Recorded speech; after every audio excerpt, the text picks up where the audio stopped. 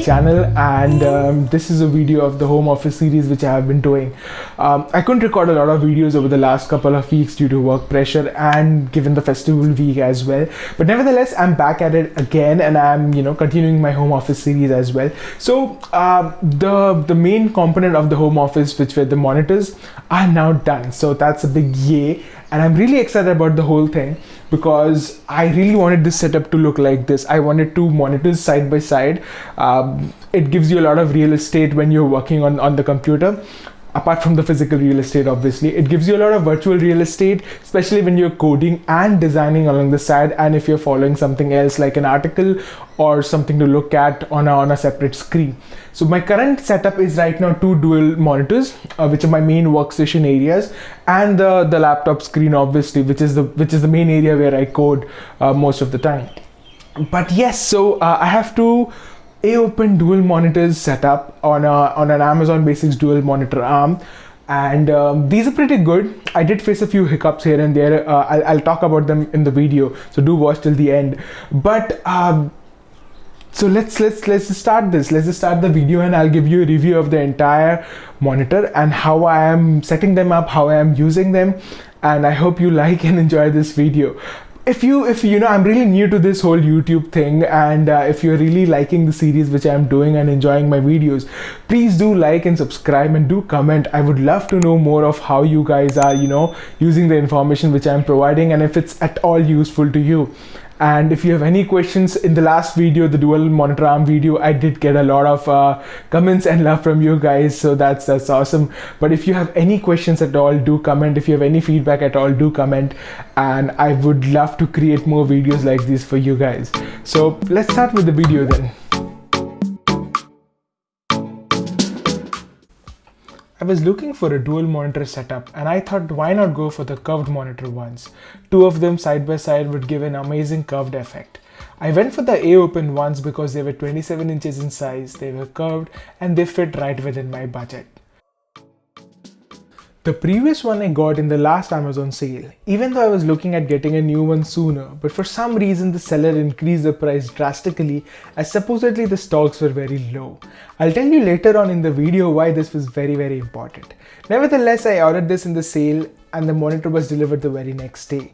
The monitor came packed in a very well box, and Buddy really helped me out in unboxing it pretty fast. The box contained the standard HDMI cable, a DisplayPort cable, and a DVI cable. Note that the DisplayPort cable was a male-to-male cable, and it didn't contain a USB-C.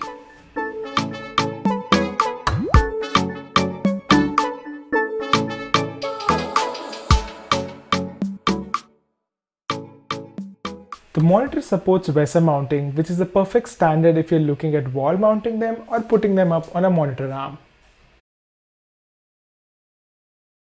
The monitor had a curvature of 1800R, and two of them side by side made the curvature look even better, and they both looked awesome together. Setting up the monitor was not a big task. Attaching them to the VESA mount on the dual monitor arms was pretty easy as well, and once the entire thing was set up, it looked really super cool. So one of the cables which I was using was the HDMI cable, which was provided with the monitor itself, and the other one was the DisplayPort cable, which I bought separately. This is like a DisplayPort male to a USB-C cable.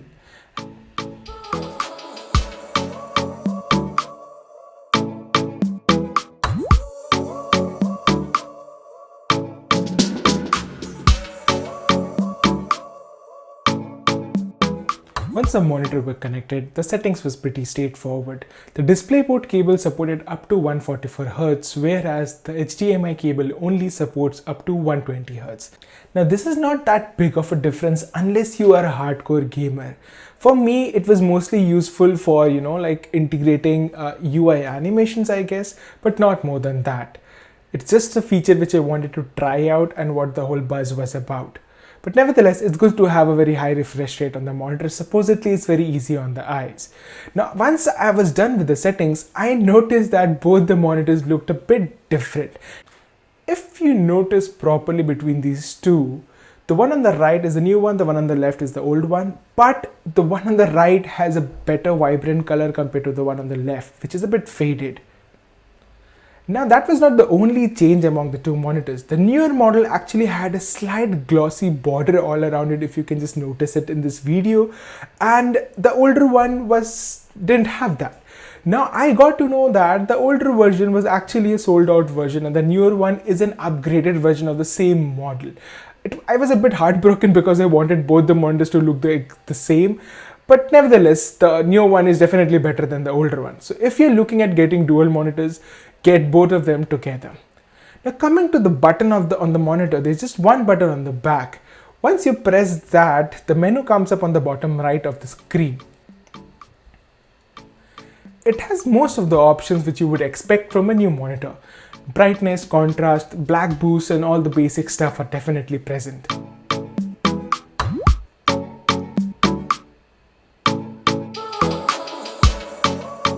The gaming features is something which a lot of gamers would be interested in. It does provide AMD FreeSync, which I'm not aware of much. It also provides out-of-the-box settings like games, user, standard, eco, graphics and various different modes, which I'm sure a lot of people would definitely use out of the box without setting their own configuration. I did my own configuration because I wanted both the monitors to look the same, and given that I do a lot of graphics work, I really needed the colors to be very good in the reproduction process.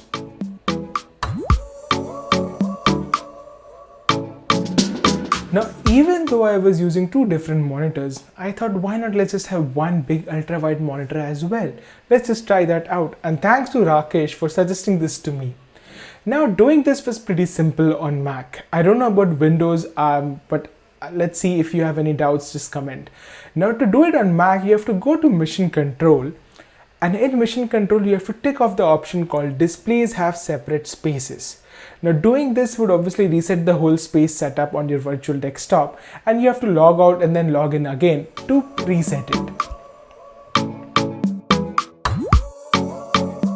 So once we are logged in again, you'll notice that the entire desktop is just one single desktop. So even though you have three different screens, all of them are together. To give you an example, once you maximize Chrome in any one of the windows, the other two windows will become completely black. And this was not the purpose of trying out an ultra-wide monitor setup or settings to, have just one of the screens being used. So the only way of doing this is you have to, maximize the tab or the browser or any of the apps which you're using in one of the screens, and then you have to literally drag it to the end of the other screen. Now this does work, but it makes the entire setup and the website look very, very weird, because most of the websites are not very optimized for an ultra-wide setup, and the big black border in between definitely ruins the whole experience as well. I can understand why people are paying like a premium amount for getting an ultra-wide monitor setup and removing the black bar in between. The biggest advantage is that maybe you can have various tabs on the top, more tab spaces, I guess, if you're a heavy Chrome user. But apart from that, I didn't find the ultra-wide usage very productive thing to have on a dual monitor setup. Instead, I would have two different monitor setups and two different workspaces, which is more productive and gives me more option to look at different stuff at a time. YouTube definitely looked the best on the ultra-wide setup. This is a great example of how front-end developers should actually make a responsive website so that it even fits an ultra-wide display. The biggest disadvantage again is that once I maximize a video, it only occupies one of the screen and not the entire dual monitor setup. So anyway, coming to the nighttime view of the monitors, there is definitely a bit of backlight bleeding, but that's not visible when you're actually viewing the monitor when it's fully powered on. But when they switch on or when they switch off, the backlight bleeding is very, very visible. Again, it was only visible when I was switching on or switching off the monitors, or when my MacBook went into a sleep mode. But apart from this, when using it on a daily basis, I didn't even notice that there are any backlight bleeding issues. For example, in this case, I'm playing a very dark video, and you can easily notice that there is like zero backlight bleeding present in the screen. Overall, I'm very satisfied with these monitors. They're 27 inches in size, they're curved, and both of them look amazing together. They're even light, and my dual arm monitor doesn't have any issues in supporting them. Neither does my table have any issues in lifting and raising them. Apart from that, I think I would definitely recommend these monitors to anyone who's looking for a budget monitor of 27 inches and curved. So that's all from this episode of the Office series. I hope you like and enjoyed this video. If you have any questions at all, do comment. Until next time, Sumit.